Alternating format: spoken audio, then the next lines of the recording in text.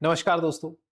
UPSC 2028 के लिए अगर आप तैयारी कर रहे हो तो मैं आपके लिए एक रोड मैप लेके आया हूँ जिसको आप फॉलो कर सकते हो। यानी हर सब्जेक्ट को कितना टाइम आपको देना चाहिए, कितना टाइम आपको लगेगा, ये प्रैक्टिकल एक्सपीरियंसेस के साथ बताऊंगा।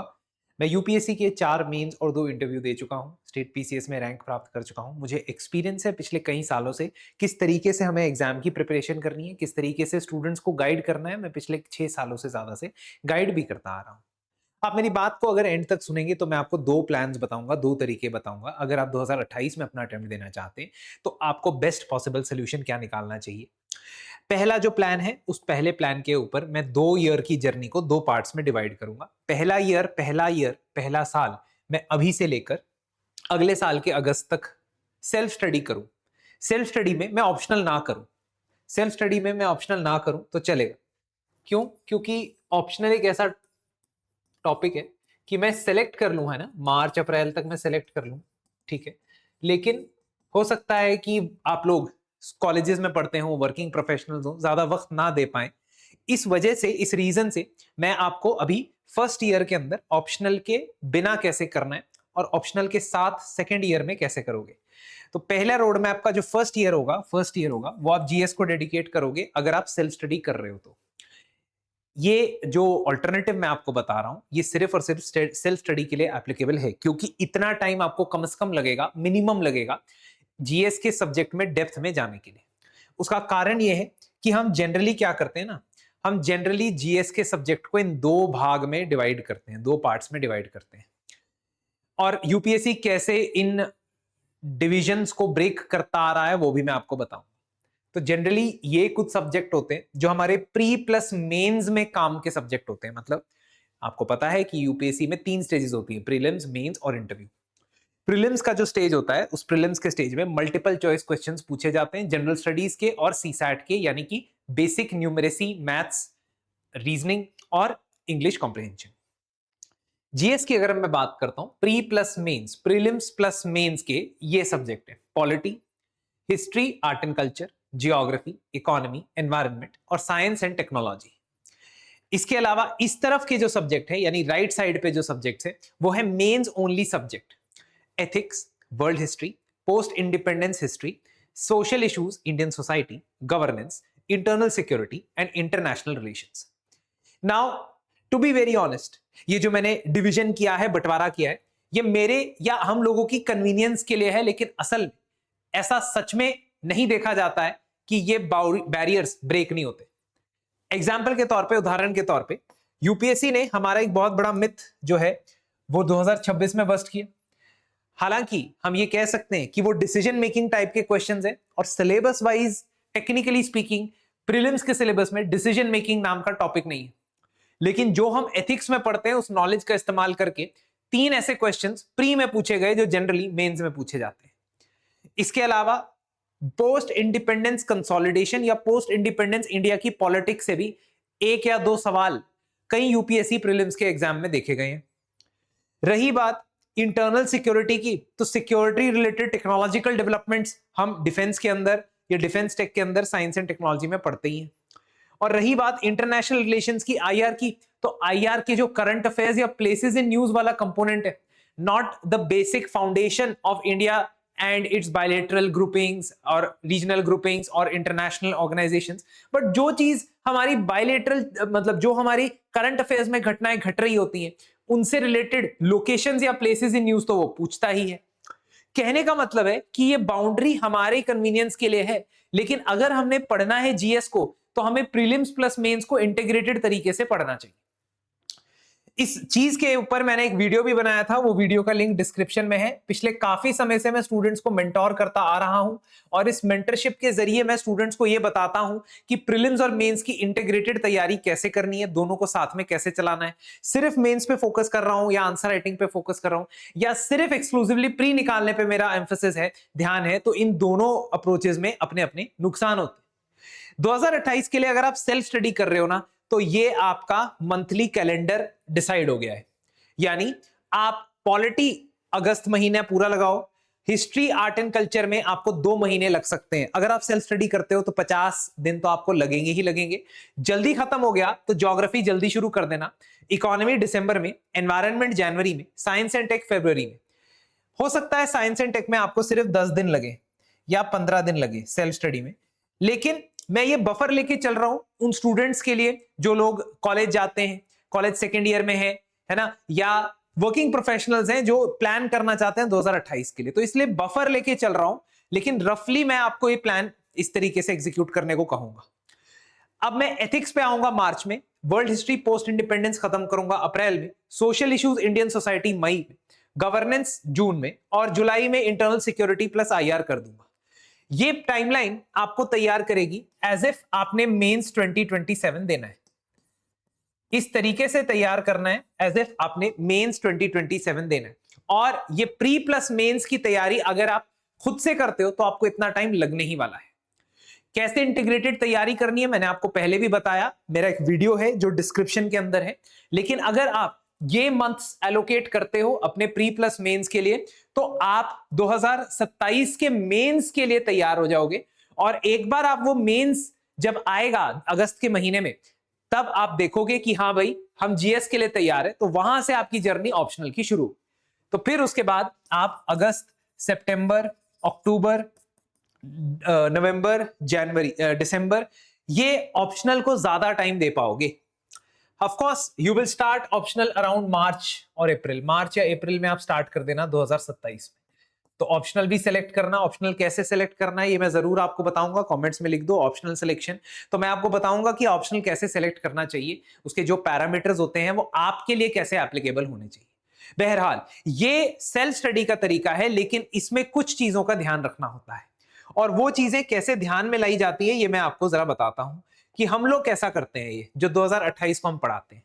पहली चीज तो तुमको ध्यान में रखनी है वो ये कि क्या मैं प्रीवियस ईयर क्वेश्चन को साथ लेके चल रहा हूं, क्या मैं प्रीवियस ईयर क्वेश्चंस को साथ लेके चल रहा हूं। दैट मींस क्या मैं प्रीलिम्स के और मेंस के प्रीवियस ईयर क्वेश्चन इंटीग्रेट करके पढ़ाई कर रहा हूं, या सिर्फ मैं अपने सोर्सेज जो मुझे बता दिए गए हैं उनसे पढ़ रहा हूं। तो मैंने अगर आपको बोला कि मॉडर्न इंडिया है, मॉडर्न इंडिया आपने स्पेक्ट्रम से पढ़नी है, विच आई डिसएग्री विद, बट अगर मैंने आपको बताया तो स्पेक्ट्रम से पढ़ने के बाद मॉडर्न इंडिया या इंडियन नेशनल मूवमेंट या फ्रीडम स्ट्रगल से जो प्रीलिम्स और मेंस में सवाल आए हैं, क्या मैं उसको साथ साथ में सॉल्व कर रहा हूं या नहीं कर रहा हूं, क्योंकि हम तो करते हैं भाई क्लास के अंदर। ये मनमीत मैम की क्लास है, एनवायरमेंट इकोलॉजी की क्लास है। अगर आप एनवायरमेंट इकोलॉजी के क्वेश्चंस देखोगे तो उसमें इतनी ज्यादा डेप्थ आती है, इतना ज्यादा डिटेल में चीजें पूछी जाती हैं कि आपको वहां पे कॉन्सेप्चुअल क्लैरिटी और गाइडेंस की जरूरत पड़ती है। और मैम वो प्रोवाइड करते हैं अपनी क्लासेस में, तकरीबन 25 क्लासेस के अंदर अंदर वो एनवायरमेंट को लाइव लेक्चर्स के थ्रू कंप्लीट करवाते हैं। इसी वजह से आप देखते हो कि जो ये इंटीग्रेशन है, प्रीवियस ईयर क्वेश्चंस की इंटीग्रेशन, वो आपको नहीं करने की जरूरत। आजकल बहुत सारे लोग ऐसे हैं जो आपको कहते हैं कि नहीं नहीं एनसीईआरटी से स्टार्ट मत करो, बुक से स्टार्ट मत करो, पहले पीवाईक्यू देखो। अरे भाई पहले पीवाईक्यू देखोगे तो तैयारी ही छोड़ दोगे, इतना मुश्किल लगेगा वो। इसलिए प्रीवियस ईयर क्वेश्चन टाइम से इंटीग्रेट होने जरूरी है। पहले से प्रीवियस ईयर क्वेश्चन देख के अगर मैं फर्स्ट अटेम्प्टर तैयारी करता है तो उसके लिए तो ये कभी भी शुरू नहीं हो पाएगी, it can never start, because previous year questions are at a certain level. Once you are reach that level only then you will be appreciating कि हाँ भाई पीवाईक्यू करने चाहिए। लेकिन मैं पहले ही अपनी प्रिपरेशन शुरू कर रहा हूं, मैं पीवाईक्यू उठा लूं और देखूं अरे ये तो मुझे नहीं आता, ये तो ऐसे वैसे नहीं। पीवाईक्यू एनालिसिस आप एआई से करवा सकते हो, वो आपको टॉपिक्स निकाल के दे देगा कि ये टॉपिक सबसे ज्यादा फ्रीक्वेंसी से पूछे गए, लेकिन इसकी कोई गारंटी नहीं है कि अगले साल भी वही टॉपिक्स पूछे जाए। हाँ वो रिपीटेड थीम्स होती है, मल्टीपल टाइम्स आती हैं, और हम लोगों ने भी अपने एक्सपीरियंसेस से बिना एआई की मदद से रिपीटेड थीम्स आपको बताई। प्रीलिम्स और मेंस के लिए आप हमारी वेबसाइट पे जाओगे तो वेबसाइट के ऊपर आपको मिलेंगे प्रीलिम्स के theme wise previous year questions which go from 2011 to 2025 and mains के theme wise previous year question which go from 2013 to 2025। In fact recently हमने बहुत सारे मेंस के मैराथन भी किए हैं, जैसे कि सोशल इश्यूज के, ज्योग्राफी के, एथिक्स के, तो वो भी आप हमारी यूट्यूब के ऊपर देख सकते हैं। लेकिन फोकस डेडिकेटेड तरीके से शेड्यूल के हिसाब से 2028 के नजरिए से अगर आप सिलेबस कंप्लीट 2027 में करना चाहते हो तो हमारे प्रोग्राम के अंदर आप एक बार वेबसाइट विजिट कर सकते हो। अगर मैं बात करता हूं ज्योग्राफी की, तो ज्योग्राफी में सबसे इंपॉर्टेंट होता है कि आप कॉन्सेप्ट्स को समझें। आज ही मेरा एक मेंटरशिप सेशन था, सुबह 9 बजे क्लास थी, मैंने स्टूडेंट्स को आंसर्स लिखने के लिए दिए।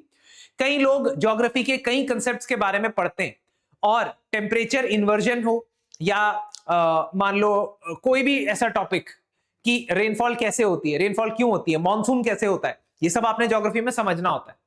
खुद से समझना, एआई से पूछ के समझना, एनिमेशन से देख के समझना, ये सब अपनी जगह।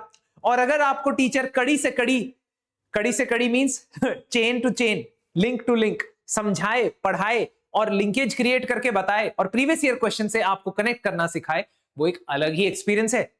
और श्रद्धा मैम की क्लासेस के अंदर बहुत सारे स्टूडेंट्स 3 घंटे 4 घंटे इसलिए बैठ पाते हैं, है ना, despite that being such a long period of time, क्योंकि वो कॉन्सेप्ट को बिल्कुल जीरो से लेकर हाईएस्ट एडवांस लेवल तक लेके जाती। अब मैं अपनी तारीफ नहीं करना चाहता, लेकिन थोड़ी बहुत कर देता हूं। अपनी क्लासेस के अंदर मैं इंश्योर करता हूं कि जब भी मैं पॉलिटी गवर्नेंस पढ़ाता हूं, तो बहुत सारे स्टूडेंट्स का एक डाउट होता है कि सर हमारे पास एम लक्ष्मीकांत है, एम लक्ष्मीकांत से पढ़ेंगे तो सफिशिएंट है। मैं कहता हूं देखो, सबसे पहली किताब जो आपके दिमाग में होनी चाहिए, जो आपको पढ़नी चाहिए, वो है संविधान। लेकिन संविधान, कॉन्स्टिट्यूशन ऑफ इंडिया आप खुद पढ़ोगे, बहुत ही ड्राई है, बहुत टेक्निकल टर्म्स है, बहुत मुश्किल है समझना, इसीलिए लक्ष्मीकांत पहले पढ़ना जरूरी है अगर आप सेल्फ स्टडी करते हो तो। लेकिन once you complete Laxmikanth, you move towards the constitution of India and try to read the important articles. उसको कैसे प्रीवियस ईयर क्वेश्चन से कनेक्ट करना है मैं क्लास में बताता हूं। जैसे यहां पे मैं आर्टिकल 13 को पॉइंट बाय पॉइंट करके समझा रहा हूं। अगर आप लोगों ने प्रीवियस ईयर क्वेश्चन देखा है 2026 का प्रीलिम्स का, तो उसमें आर्टिकल 13 के ऊपर एग्जैक्ट क्वेश्चन पूछा गया है। एग्जैक्ट क्वेश्चन के लिए अगर आपने एग्जैक्ट टेक्स्ट पढ़ा होगा कॉन्स्टिट्यूशन का, तो आप अच्छे से कॉन्फिडेंटली आंसर कर पाओगे। मेरे स्टूडेंट्स ने तो पढ़ा था, मैंने तो पढ़ाया था। तो बेसिकली आइडिया ये है कि मैं जब भी कोशिश करता हूं, 2027 के लिए बच्चे पढ़ रहे हैं, 2028 के लिए बच्चे पढ़ रहे हैं, उनको पढ़ाना है, तो हमने ओरिएंटेशन किस चीज के प्रति रखनी है कि सवाल निकलने चाहिए, आंसर सॉल्व होने चाहिए, और not only prelims MCQ but mains में 150 या 250 वर्ड्स लिखने की कैपेबिलिटी आपके अंदर आनी चाहिए। मेंस में 150 या 250 वर्ड्स लिखने की कैपेबिलिटी आपके अंदर आनी चाहिए। तो यही capability I want that you must develop, आप लोगों को डेवलप करनी बहुत ज्यादा जरूरी है। और इसीलिए 2028 के लिए आप हमारे साथ जुड़ सकते हो for the GS programme for 2028। इस प्रोग्राम में 2027 के ऑलमोस्ट सेकेंड मंथ तक, यानी फरवरी तक, आपका जीएस का सारा सिलेबस कंप्लीट हो जाएगा। उसके बाद ये सिलेबस कंप्लीशन की प्रॉब्लम आपकी रिजॉल्व हो जाए, उसके बाद आप खूब सारी आंसर राइटिंग, प्रीलिम्स और mains tests and content enrichment in the form of current affairs पे फोकस कर सकते हो। क्योंकि to be very honest, a comprehensive preparation cycle will require you to cover all these things, and इसके बाद फिर आप ऑप्शनल के ऊपर अपना काम कर सकते हो। So this is what actually, believe me, is going to help you create a proper road map to 2028। And हमारी वेबसाइट पे जाके आप एक बार विजिट करेंगे तो you will be able to see the 2028 programmes, जहां पे आप हमारे साथ जुड़ सकते हो। इसी वजह से मैंने आपको बताया कि भले ही मैं प्रीवियस ईयर क्वेश्चन को इंपॉर्टेंस देता हूं, लेकिन my starting point of preparation, if I am preparing myself, can not be previous year questions, putting it in AI, then asking which are the important themes. क्योंकि मैं वो वाले approach में चला जाऊंगा कि मेरे को यही थीम पढ़नी है और कुछ नहीं पढ़ना है, जबकि एक होलिस्टिक अंडरस्टैंडिंग बनाने के लिए आपको पूरा टॉपिक पढ़ना पड़ेगा। फ्रीडम स्ट्रगल में मैंने आपको बोल दिया कि क्विट इंडिया मूवमेंट इंपॉर्टेंट है, सिविल डिसोबीडियंस मूवमेंट इंपॉर्टेंट है, तो आप उसके फैक्टर्स, उसके long term causes, short term causes, इनका एनालिसिस नहीं कर पाओगे, आप अप्रिशिएट नहीं कर पाओगे कि हिस्ट्री में किस तरीके के सवाल पूछे जाते हैं। इसी वजह से ये इंपॉर्टेंट टॉपिक्स निकालने की जो ये प्रक्रिया है, इसको लास्ट के लिए रखो। Once you have read the entire syllabus, from that filter out important topics, not once you are starting the subject, तभी मैं पूछूं कि इंपॉर्टेंट टॉपिक्स क्या हो। तो इस वजह से मेरा मानना है कि सेल्फ स्टडी में अगर जाते हो तो ये मंथ वाइज आप अपने सब्जेक्ट को एलोकेट करो। लेकिन अगर हमारे साथ जुड़ते हो तो फरवरी 2027 तक आपका जीएस पूरा का पूरा कंप्लीट हो जाएगा. It will be completed and then you will work on answer writing, prelims and mains, content enrichment, current affairs. Thank you, and do visit the website www.sleepyclasses.com. You can also connect with me on Telegram. My Telegram handle channel is RAINAHAINA05, जहां पे मैं student से regularly communicate करता हूं, different type की judgements उनके साथ share करता हूं ताकि पॉलिटी के परस्पेक्टिव से उनको उनकी प्रिपरेशन में वैल्यू ऐड होती रहे. धन्यवाद.